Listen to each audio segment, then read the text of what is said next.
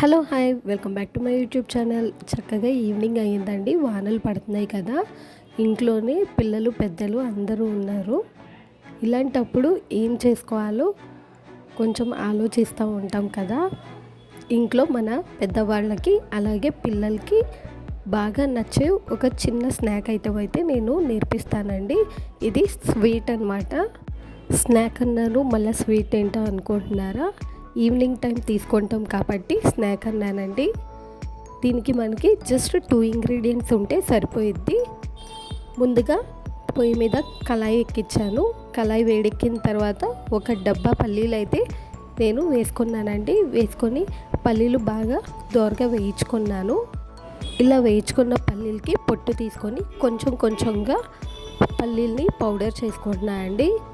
నేనైతే రోట్లో వేయించుకుంటున్నాను. కుదరదు వీల్లేదు అనుకున్న వాళ్ళు మిక్సీలో అయినా వేసుకోవచ్చు. రోట్లో వేయించుకుంటే బాగుంటుంది.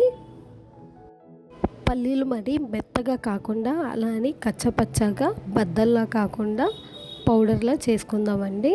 ఈ స్వీట్ 3 years పిల్లల నుంచి అలాగే పెద్దవాళ్ళు ఎవరైనా తీసుకోవచ్చండి. మన ఇంట్లో ఏజ్డ్ ఉంటారు కదా, బామ్మలు అలాగే నాన్నమ్మలు, అలాగా కొంతమంది పెద్దవాళ్ళు అయితే తినలేరు. పల్లీల్లో ఉంటే కష్టం కాబట్టి వాళ్ళకి ఇలాగా పౌడర్లా చేసి ఇచ్చినట్టయితే వాళ్ళకి చక్కగా మనం మంచి ఐరన్ ఫుడ్ అందించినట్టు ఉంటుందండి. ఇలాగా నేను పల్లీలన్నీ పౌడర్ చేసుకున్నాను.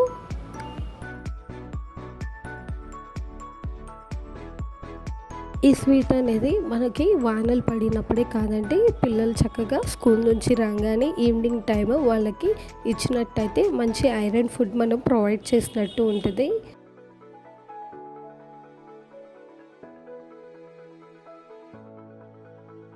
స్వీట్లో మెయిన్ 2 ఇంగ్రీడియంట్స్ అయితే వాడతామండి.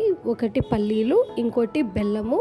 ఈ రెండింటితో చేసుకొని ఈ పౌడరు మనం తిన్నట్టయితే మనకి మంచి బలము, అలాగే ఈవినింగ్ ఒక స్వీట్ ఐటెం కానీ స్నాక్ ఐటెం కానీ తీసుకున్నట్టు ఉంటుంది. ముఖ్యంగా ఇంట్లో పెద్దవాళ్ళు పల్లీల్ని నమలలేరు కదండి. అందుకొని వాళ్ళకి ఇలాగా చేసి ఇచ్చినట్టయితే చాలా హ్యాపీగా ఎంజాయ్ చేస్తారు. ఇలా పౌడర్ చేసుకున్న దాంట్లో దానికి సరిపడా బెల్లం అయితే మనం యాడ్ చేసుకొని మళ్ళీ ఈ బెల్లం అనేది పల్లి పౌడర్లో కలిసేటట్టు మనం దంచుకోవాలండి.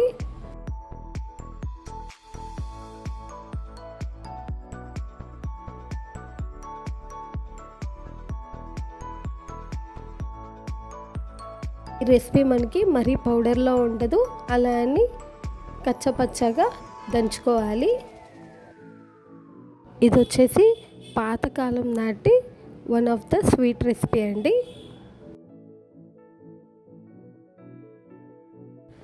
బెల్లం మనకి పల్లి పౌడర్లో సరిపడ బెల్లము మన స్వీట్కి తగ్గట్టు వేసుకొని దంచుకుంటే సరిపోయిద్దండి.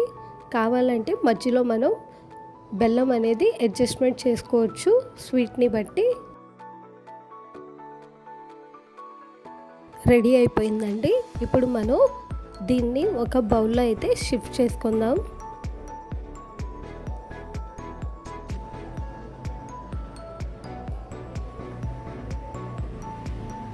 మనం ఇది తీసుకునే బౌల్ కూడా చక్కగా పొడిగా తుడుచుకొని పెట్టుకోవాలండి. తడి అనేది తగలనికూడదు.